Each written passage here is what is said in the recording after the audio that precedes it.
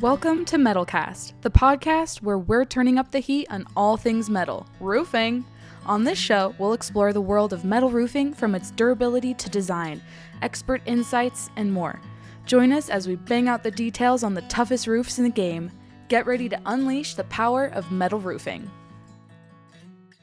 Hello, everyone. My name is Megan Ellsworth here at rooferscoffeeshop.com, and you are listening to a roofing road trip. I'm so excited because I'm here with the folks from MBCEA, and we're going to be talking about their conference coming up and all of the great initiatives they have coming down the pipeline. So, Sasha, Robert, welcome to the podcast. Thank you. It's great to be here. Yay, I'm glad to have you. So, Sasha, I'll start with you. Can you introduce yourself and tell us a little bit about your role with MBCEA? So I am the Executive Director of the Metal Building Contractors and Erectors Association, and I have been since December of 2012. And I'm also the Executive Director of our sister association, our educational arm, our 501c3, the Metal Buildings Institute. Okay, very cool. Robert, who are you? Well, that's a great question on any given day. But for this call, I'm the president of the Metal Building Contractors and Erectors Association. I'm also the chairperson, and this will become relevant a little bit later, the chairperson of the Architect Committee for the Metal Building Manufacturers Association. But then the folks that pay me every day are Silvercoat. I'm part of the national account team for that company. Amazing. Amazing. Well, I'm really excited to learn more about MBMA and MBCEA.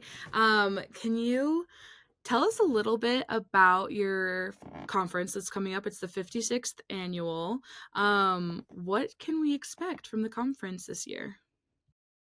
Well, there will be educational sessions, networking sessions, an exhibit hall, and a golf tournament. It's a time to rekindle old friendships and make new ones. This is the opportunity to have FaceTime with your peers, your customers, your suppliers. It is the only place where everyone there is involved in metal building systems.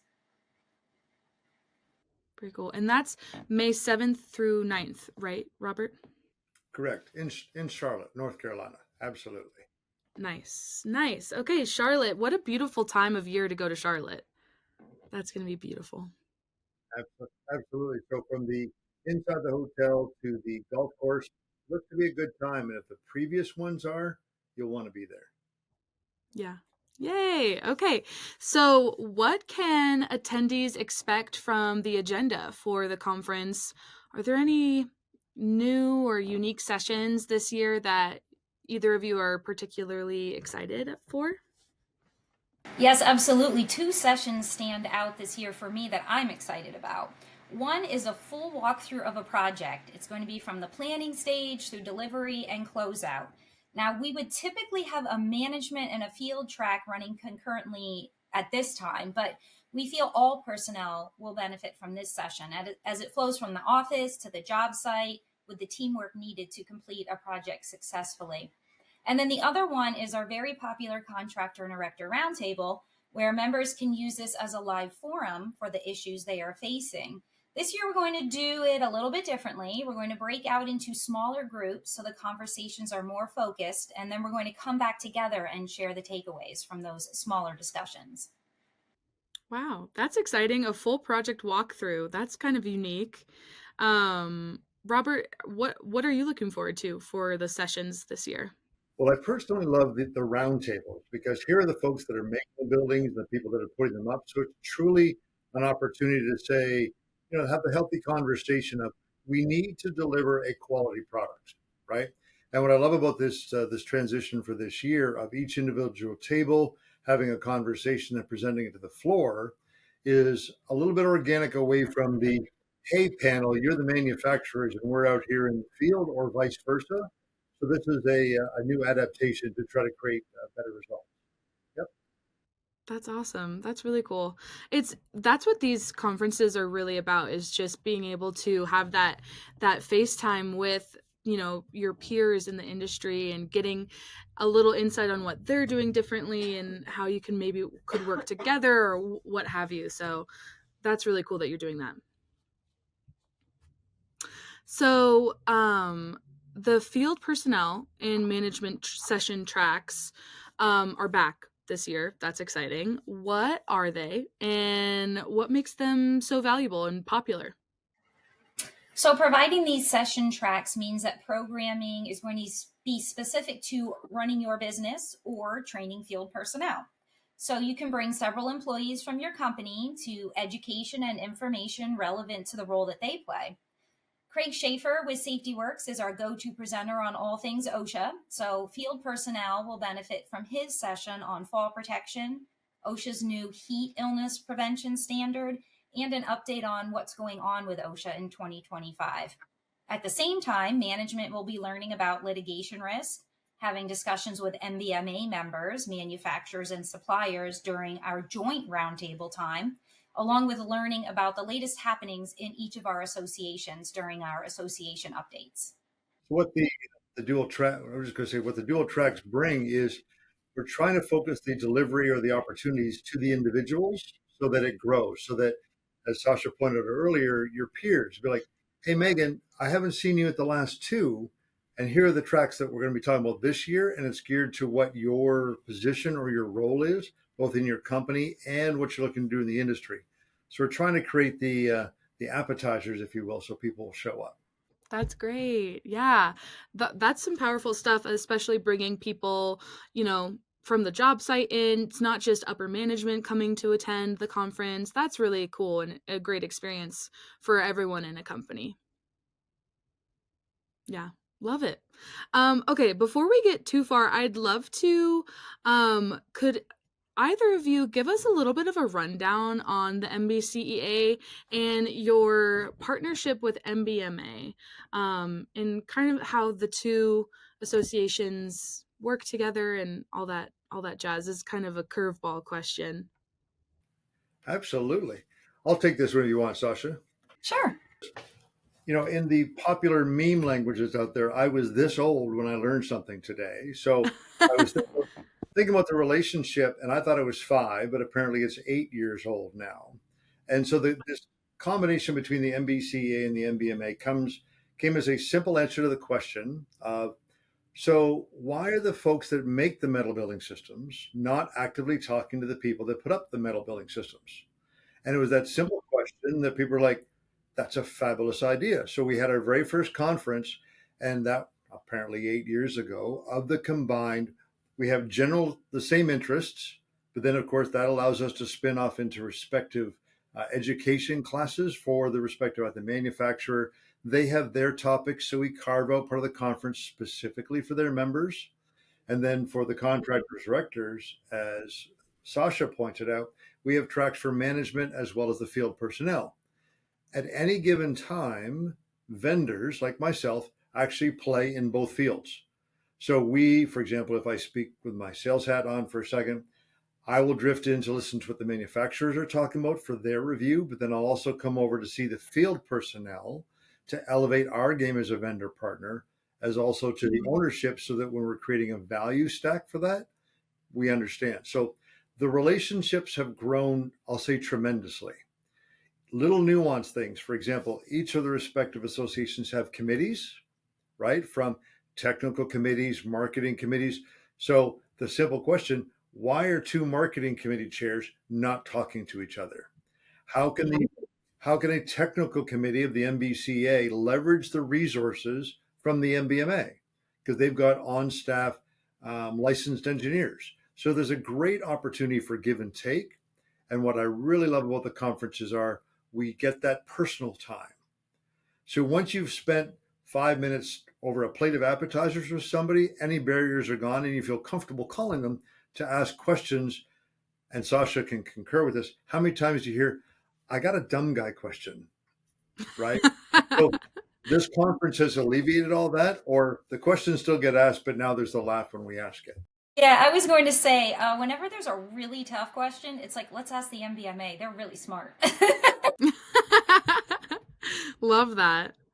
That's why you have friends. The MBMA loves it because they have spent years developing a deep library of white papers, to 6 decimal places that not everybody uses. But now with the MBCEA, they tie in. Or the practical ones, we've had contractors, erectors standing on a job site and they have a code official asking them a question or asking them a position statement.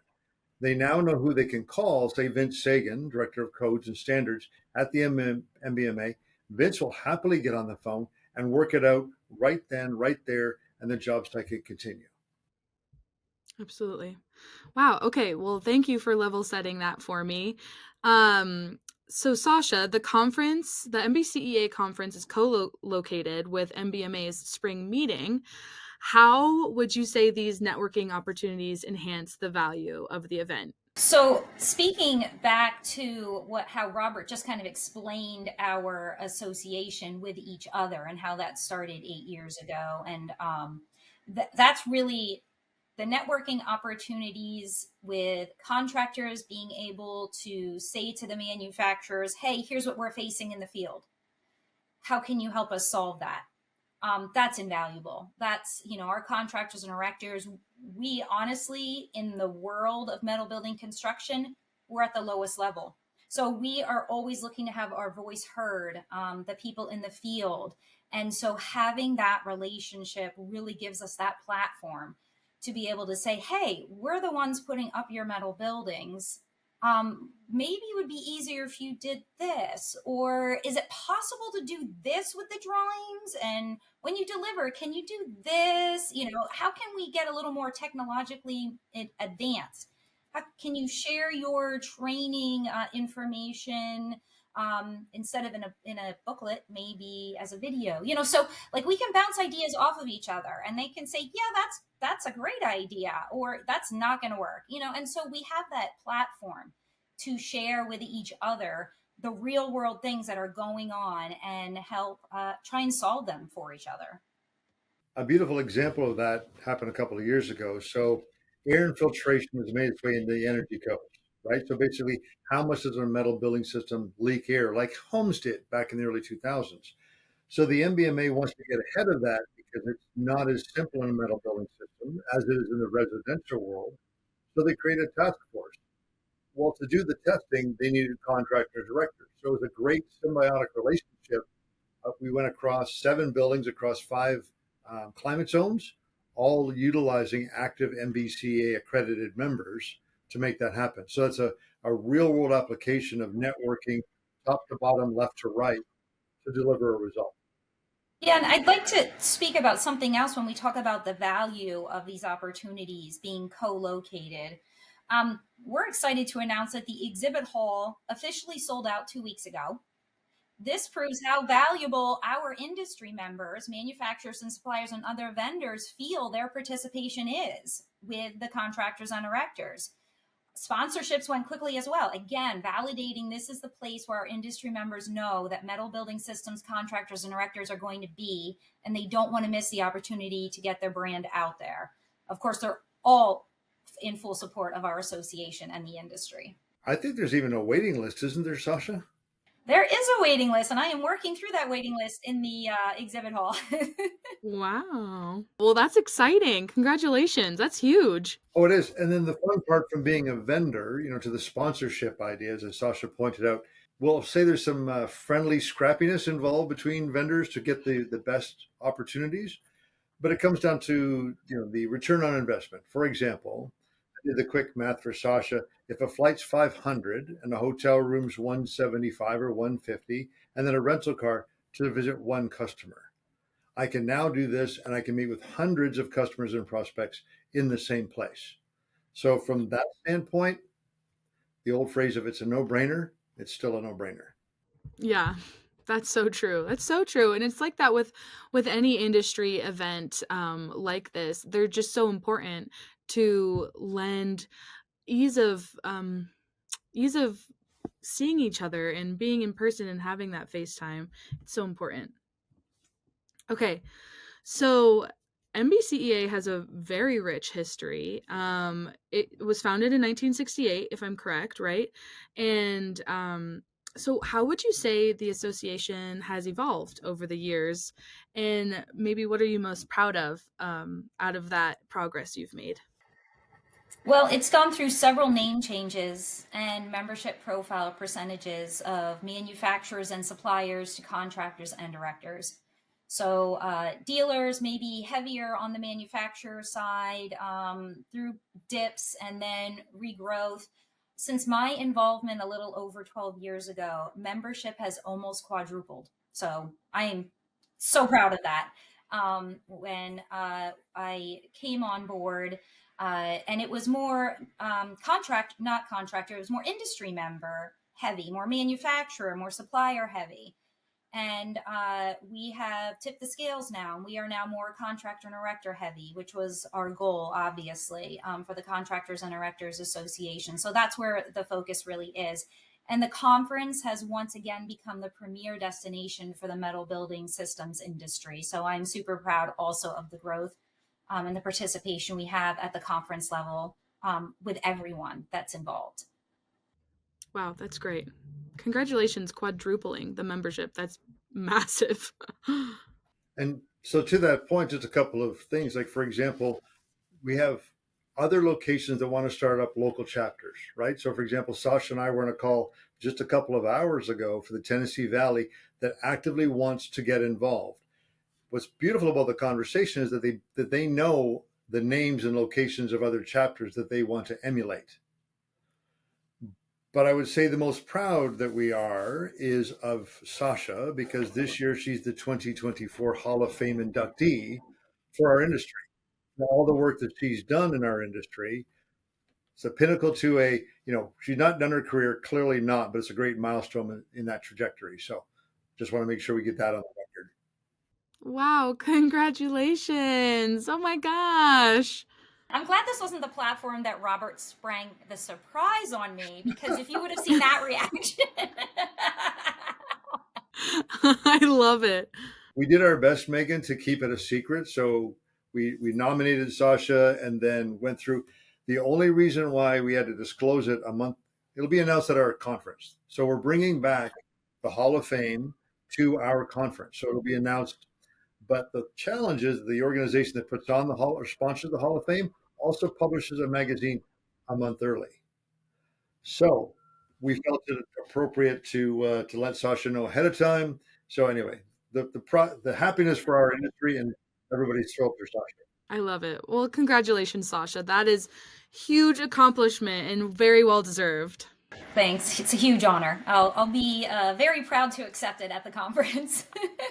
Oh, yeah. That's awesome. Oh, I love it. Okay. So, MBCEA has really played a big role in developing the quality and craftsmanship training series. How do these training programs help improve the skill sets of those in the metal building industry? Right. So metal building systems are unique, and schools just don't teach how to assemble them. We consider this a general overview of each phase of metal building assembly and have trained and enabled companies to train thousands in safe and correct metal building assembly. And MBCEA members have free access to this Metal Buildings Institute 11 module video series. So it's a great product. We're building off of it, and I think we'll talk a little bit more about that later. What the next steps are to this great platform that we have, the Quality and Craftsmanship Training Series. We've added IMPs, we've added retrofit roofing. So through our educational arm, the Metal Buildings Institute, we've been able to create a lot of great training for this niche market. Rob, can you kind of dive into what has your experience been with the Quality and Craftsmanship Training Series? Do you know anyone that's taken it? Yes, well, I've taken it. Oh, good. This is where, and I'll jump off of where Sasha said it was established. So today it's a video series, right? So we actually have used parts of it, the installation section, for part of our onboarding session, because it's a great video to watch. So for the technology and the depth of education, it's fabulous, but it's the leaping pad to what we're going to be talking about next, which is the education for the future. Because right now you sit in a chair and you watch a video, you can replay it and catch on, but it quickly gets you immersed in what, first of all, simplistic. What's a metal building system? What are the components? And as I was sharing earlier, we specifically say watch the installation section so you can be at least comfortable when you hear certain terminology, and then that'll be the beginning of your journey into a metal building system, and in our case, insulating it. Yep. What's also great about the program is that it is in English and Spanish. So it really helps out a lot of our contractors and erectors with their labor force, some that don't speak English. And so it's very helpful in that regard as well. Yeah, that's great. The more bilingual assets we as an industry can have, the better, because um, people want to learn in their native language. So why not provide that for them? The MBCEA obviously focuses a lot on educating and inspiring people, and specifically younger generations, about the metal building industry. Can you talk a little bit on any initiatives or programs aimed at reaching the next generation of these professionals coming in? So the Mid-Atlantic chapter actively supports a camp that's called Let's Build Construction Camp for Girls. It introduces, yeah, it's great. It's great. It introduces all the trades to middle and high school girls during a 2-week camp. Now, this one takes place in my backyard, so I'm able to go. I'm able to see the girls at the end. Because of the level that we're able to sponsor at, we can take a lot of fun stuff and give them some inspiring words at the end of their camp. We can see what they built. So it's a lot of fun. It takes place also in Arizona and Ohio. So we are really pushing our members and really just all construction professionals. I would encourage to support in some way if there's a camp local to you. It's a fantastic program. And then on the MBCEA side, personally, our assets, we have videos and customizable presentations that we've created for our members to use in their local career days in order to introduce careers in construction. And we have many that use these. We have many individual through the chapters or individual companies that are our members that will go to their local career days and have these opportunities to speak and use the videos and the customizable presentations that we have. There are so many great things out there that MBMA has put out, that buildyourfuture.org has put out. So we really took that workforce development to heart a few years ago, and under Keith Wentworth as the president of MBCEA at the time, and now MBI, we got all of the associations together, and we all talked about the workforce, the lack of, and what we can do to inspire the younger generation. So we had some really great discussions, and we really got together with social media, with sharing all the resources that all of the trade associations have in the metal building world. And so really, we've got a great page on our website for the public to go to see all of these great assets. That's great. I love the Let's Build Construction Camp for Girls. I'm friends with Leanne Slattery and Shelly Higgins. So Shelly puts on the Ohio camp, and Leanne, I think, helps with the Allentown. Yeah, and it's just so cool. I would have loved that as a kid. So I think that's just huge for this industry, really recruiting the next generation of not only our workforce, but women. And I think that's so awesome. So that's great that you guys work with them. So to play off of that, and then to jump off of the video, the quality and craftsmanship series, is we have a lot of resources, right? From the people that are in the field, a lot of anecdotal, a lot of hands-on experience. How do you capture all that to today's learning style? So we've partnered with an organization, the NCCER. I catch myself on that every single time. This is another nonprofit organization that they specialize in basically listening. So listening to us and all the experience and how we put all this together, and they create an online curriculum. Why this is important. We've had great traction. We actually went out to technical schools and some colleges wanting to talk about metal building assemblers as an actual class in their school. Everyone loved the idea, but you have to come to the table with a fully developed curriculum. They won't write it for you. So when we found the NCCER, and we're working through it now, in fact, I had a meeting an hour ago on the Unit 7 on installation. So this is a collaboration of the industry getting together to write. Now you'll love this, Megan. It's auditory, it's visual, and it's tactile. So we're taking into consideration different learning styles, and it's not one whereby you've seen other training where you press play, you go vacuum the house, make a sandwich, come back, and then you're certified, right? You've got to, there's mini tests halfway through as a barometer. Have you learned something? There's interactions. There's a reading portion. There's a voice over the reading portion. There's tests at the end before you can progress. Then there's the managerial view so that if you are an employee or a contractor or erector, we can see where you are in the stage, and we're helping our contractors, erectors, or we will help them even put that as an incentive to learn or an incentive to a different pay scale.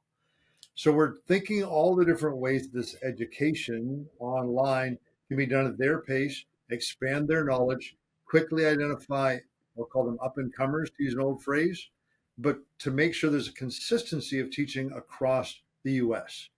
That's our latest initiative.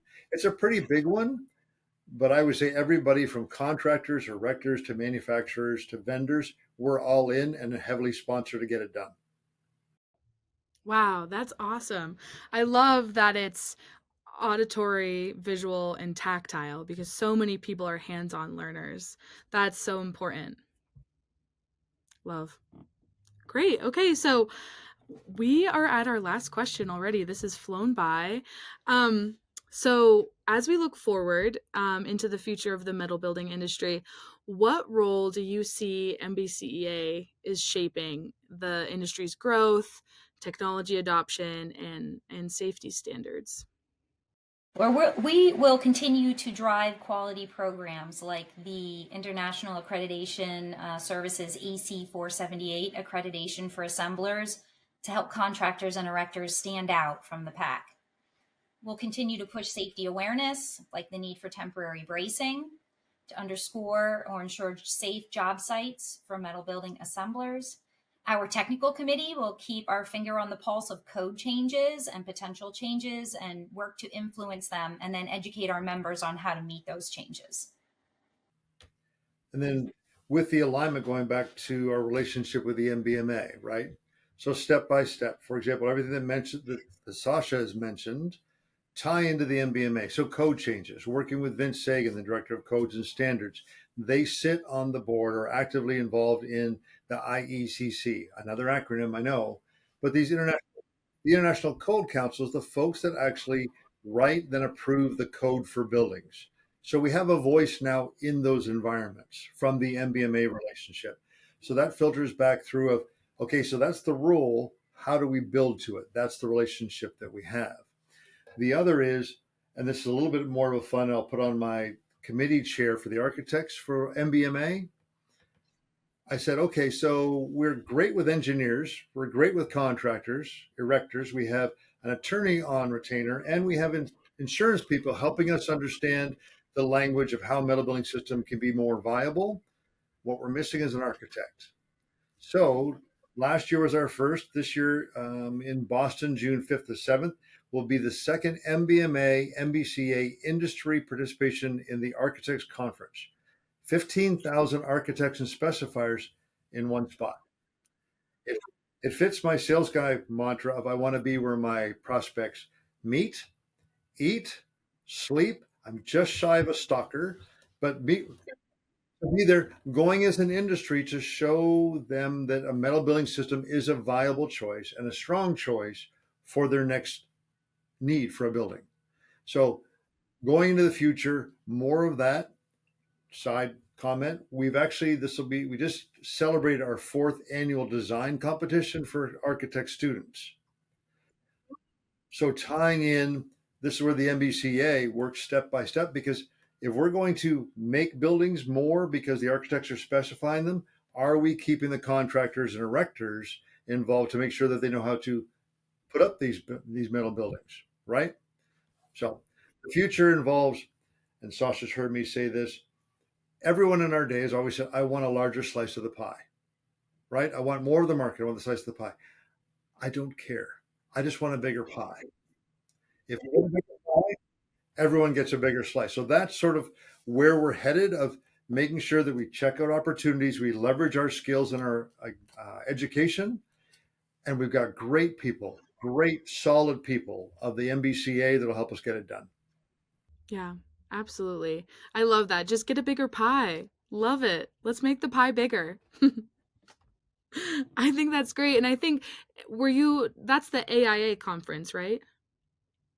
Love it. Okay, so if anyone out there listening is going to that conference, make sure to come say hi to Robert and Sasha, and anyone else that's there from the MBCEA.